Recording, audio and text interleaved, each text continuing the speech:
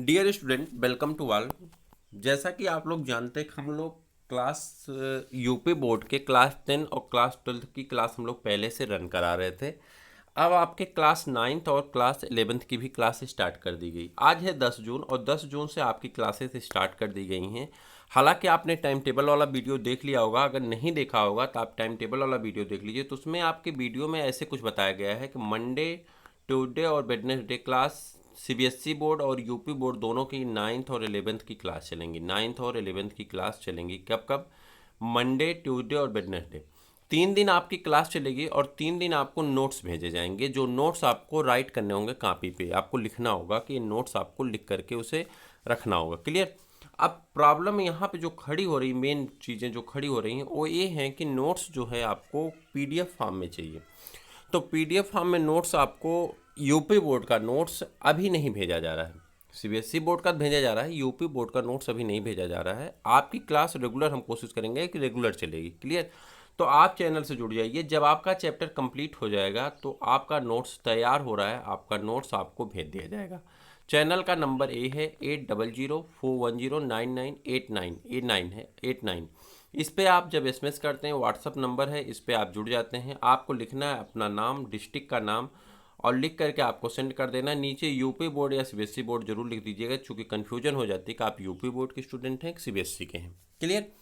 इतना करने के बाद आपको सारी चीज़ें मिल जाएंगी, आपको नोट्स भेज दिया जाएगा। ये है एनसीईआरटी क्लास। और इसके बाद आपकी जो क्लास होने वाली है वो क्लास होती है आपकी डिस्क्रिप्टिव क्लास, जिसमें हम फेस के साथ आपके सामने जुड़ेंगे और फेस से हम आपको सारी चीज़ें समझाएंगे बोर्ड पे।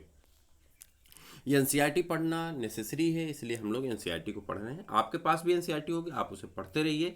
हाँ, मैं आपको बता दूं कि अगर आपने देखा होगा तो आपके जो 4 चैप्टर हैं वो फिजिक्स और केमिस्ट्री हैं। ये आपका बायो का चैप्टर है, आपको अभी बायो ही पढ़ना है। फिजिक्स और केमिस्ट्री बाद में देखा जाएगा आपका। क्लियर? तो चलिए स्टार्ट करते हैं। सबसे पहले अध्याय 5 बायोलॉजी का पहला चैप्टर, नाम है जीवन की मौलिक इकाई। जीवन की मौलिक इकाई, जिसको इंग्लिश में कहते हैं the fundamental unit of life. देखिए, अब धीरे धीरे आदत आप डालिए। आप यूपी बोर्ड के स्टूडेंट भले रहे हैं, लेकिन अब आप आदत डालिए कि कुछ इंग्लिश और उसके इंग्लिश से संबंधित टर्म को साइंस के समझते चलिए, क्योंकि इन फ्यूचर जब आप सीपीएमटी, यानी सीपीएमटी तब होता नहीं, अब नीट होता है, जब नीट का आप एग्ज़ाम देने जाएंगे तो आपको ज़्यादा से ज़्यादा टर्म इंग्लिश में आएंगे, तो वहाँ पे आपको कन्फ्यूजन होने लगेगी। हिंदी भी रहती है, लेकिन आपको इंग्लिश के कारण आपको दिक्कत होने लगेगी, तो इस कारण आप हिंदी की भी आदत डालिए।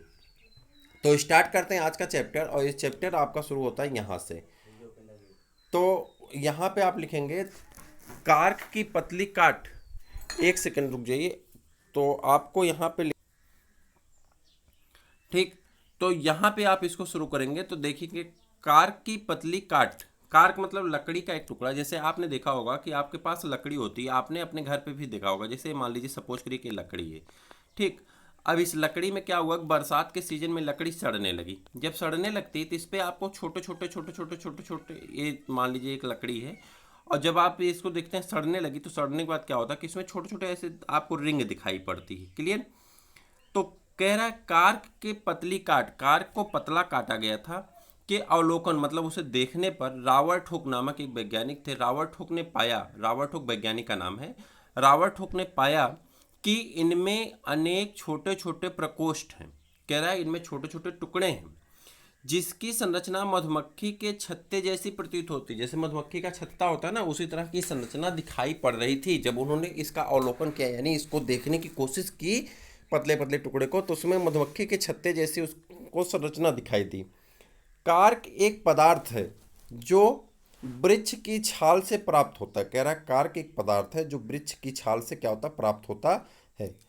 सन 1665 ईस्वी में हुक ने इसे स्वनिर्मित सूक्ष्मदर्शी, कह रहा है कि इन्होंने 1665 ईस्वी में, हुक मतलब रॉबर्ट हुक ने स्वनिर्मित अपने से बनाई गई सूक्ष्मदर्शी, जिसे माइक्रोस्कोप आप कहते हैं, माइक्रोस्कोप से देखा था। रॉबर्ट हुक ने इन प्रकोष्ठों को कोशिका कहा था। रॉबर्ट हुक ने इनको क्या नाम दिया था? कोशिका नाम दिया था। जो ये छोटे छोटे प्रकोष्ठ, मतलब जो घर छोटे छोटे दिख रहे थे, जो कक्षक दिख रही थी छोटी छोटी, उसे इन्होंने क्या नाम दिया था? कोशिका नाम दे दिया था। कोशिका, जिसे इंग्लिश में सेल कहा जाता है, सेल, कोशिका यानी सेल लैटिन शब्द है। सेल कैसा शब्द है? लैटिन शब्द है जिसका अर्थ क्या होता है? छोटा कमरा। सेल का मतलब क्या होता है? छोटा कमरा। उपरोक्त घटना छोटी तथा अर्थहीन लगती है। कह रहा है ये घटना जब आप किसी से व्याख्या करेंगे तो आपको बहुत छोटी और अर्थहीन प्रतीत होगी कि इसमें क्या है, ये तो छोटी सी बात है। लेकिन विज्ञान जगत में ये बहुत बड़ी घटना थी, विज्ञान के इतिहास में यह बहुत बड़ी महत्वपूर्ण घटना थी, क्योंकि इससे ही पता चला। क्या पता चला, आगे बता रहे हैं। इस प्रकार सबसे पहले हुक ने देखा कि सजीवों के अलग अलग एकक होते हैं।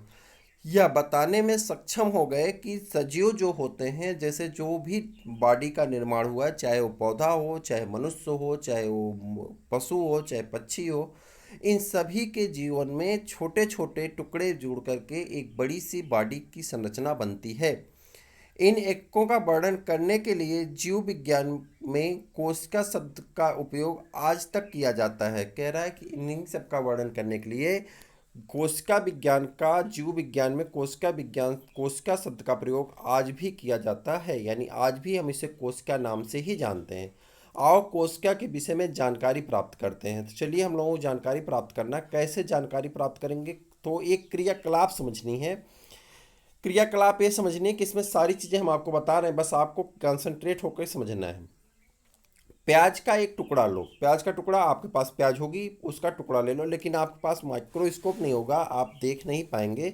और लैब में मैं आपको एक सजेशन देता हूँ कि लैब में अगर आपके सब्जेक्ट टीचर अवेलेबल नहीं है, चाहे वो फिजिक्स के हों, बायो के हों, केमिस्ट्री के हों, तो आप माइक्रोस्कोप या उससे जुड़े हुए किसी भी इंस्ट्रूमेंट का उपयोग नहीं करेंगे जब तक कि आपके सब्जेक्ट टीचर वहाँ पे ना हो या आपकी सीनियर स्टूडेंट वहाँ पे ना हो।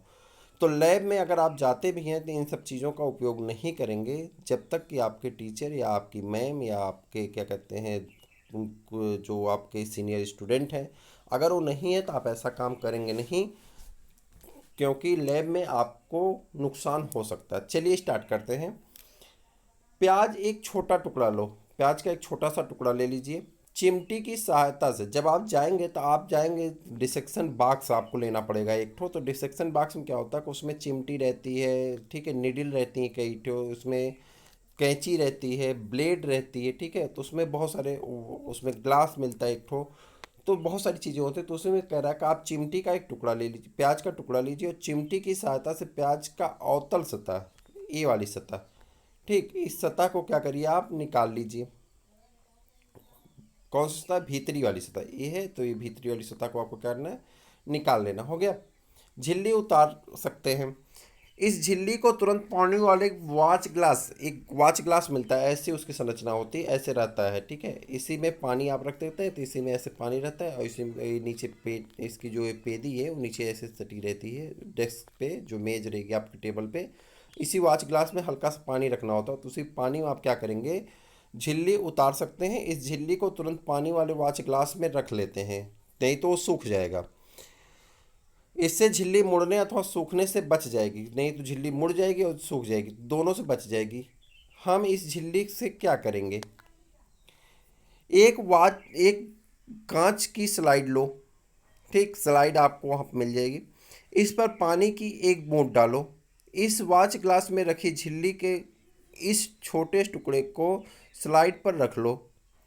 यह ध्यान रहे कि झिल्ली बिल्कुल सीधी हो। एक पतला पेंट ब्रश इस झिल्ली को स्लाइड पर रखने में आपकी सहायता कर सकता है। अब इस पर एक बूंद सेफ्रामाइन, वहाँ पे आप देखेंगे तो आपके लैब में मिल जाएगा, सेफ्रामाइन रखा रहता है वहाँ पे। तो सेफ्रामाइन आप अपने टीचर से मांगेंगे तो दे देते हैं। सेफ्रामाइन की 2-3 बूंदें आपको डालना है, एक बूंद 2 बूंद डालना है। डालो और इसे कवर स्लिप से कवर कर दो। अब इसको ले जाकर के आपको क्या करना है? माइक्रोस्कोप में देखना है। कवर स्लिप की सुई की सहायता से इस प्रकार रखो जिससे कि उसमें वायु के बुलबुले ना आने पाए। अब ये सब कैसे रखना, कैसे करना, जब हम आपको डिस्क्रिप्टिव क्लास बताएंगे ना, तो उसमें हम आपको करके दिखाएंगे कि इसको कैसे करना है। हम सारे इंस्ट्रूमेंट के साथ आपको करके दिखाएंगे कैसे करना है। आप आराम से जब अपने स्कूल के लैब में जाएंगे तो वहाँ पे आप आराम से अपने टीचर से कह करके कर सकते हैं। अपने अध्यापक से सहायता लो। देखिए यहाँ पे भी आपको सजेस्ट किया गया, बिना अध्यापक के आप ऐसा काम कुछ करेंगे नहीं। हालांकि आप घर पे प्याज काट लीजिए, उसे करके चेक कर लीजिए, लेकिन लैब में कोई भी केमिकल आप छूने से पहले अपने टीचर से सजेशन जरूर लेंगे। हमने प्याज की झिल्ली की अस्थाई स्लाइड बना ली है। ये अस्थाई स्लाइड इसलिए है कि ये अस्थाई नहीं होती, कुछ पल के बाद ये खराब हो जाती है।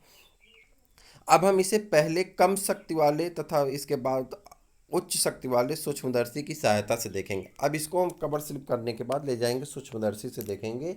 ये है माइक्रोस्कोप, आपके लैब में मिल जाएगा, रखा होगा। आप अपने टीचर से मांगेंगे तो इसको आपको बता देंगे। यहाँ पे इसकी आँख लगाई जाती है, आप अपनी आँख लगा करके यहाँ से इसको सीन कर सकते हैं। ठीक, इसे नेत्रिका लेंस कहते हैं। ठीक, यहाँ पे आ जाते हैं तो आप यहाँ पे जो कवर स्लिप रखे थे उस कवर स्लिप को यहाँ पे नीचे जगह होती है इसे रख देते हैं और इसी में आपको वो चीज़ें दिखाई पड़ने लगती हैं। आपने क्या देखा? आप जो देखेंगे वो इस तरह की कुछ संरचना दिखेगी जो यहाँ पे है, इस तरह की कुछ संरचना दिखती है। आप जो संरचना सूक्ष्मदर्शी द्वारा देखते हैं उसे कागज़ पर खींच सकते हैं? तो आप इस तरह की कुछ संरचना खींच पाएंगे, जैसे कि ये संरचना आपको क्या हो रही दिखाई पड़ रही है। क्लियर? अब हम विभिन्न आकार वाली झिल्ली की प्याज की झिल्लियों की अस्थाई स्लाइड बनाएंगे। अब कई बार हम जब एक बार सीख जाएंगे, एक बार अपने टीचर से पूछ करके आप कर लेंगे तो आप सीख जाएंगे, तो आप कई बार उसे प्रैक्टिस करके देख सकते हैं। हम क्या देखते हैं? क्या हम एक समान संरचनाओं को देखते हैं अथवा भिन्न भिन्न? तो आप जितनी बार देखेंगे आपको एक ही तरह की संरचनाएं बार बार दिखाई पड़ती हैं। ये संरचनाएं क्या हैं आपको बताना है। ये संरचनाएं क्या हैं इनके बारे में आपको समझना है। ठीक है, उसके बाद आगे इसका वर्णन किया गया है तो इसको भी समझना है।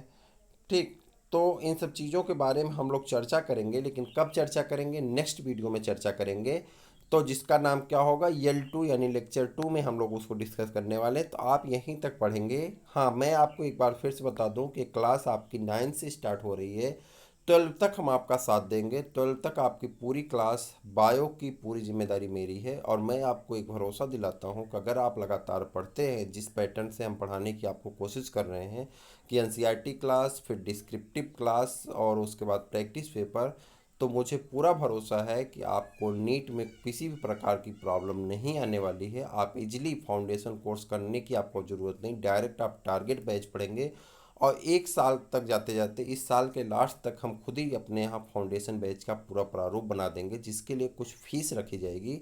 जितने अभ्यर्थी इससे जुड़े रहेंगे उनके लिए उस शुल्क फ्री होगा, जो लोग नए जुड़ेंगे उन्हीं से फीस ली जाएगी। तो आप जुड़िए, अपने दोस्तों को जोड़िए, ताकि इन फ्यूचर आपको यहाँ से ज़्यादा से ज़्यादा लाभ मिल सके इस चैनल से। इन्हीं सभी उद्देश्य विश्वास के साथ हम आज आपसे विदा लेते हैं। कल फिर हम लोग मिलेंगे, हाँ, इसी वीडियो में। तब तक के लिए इजाज़त दीजिए।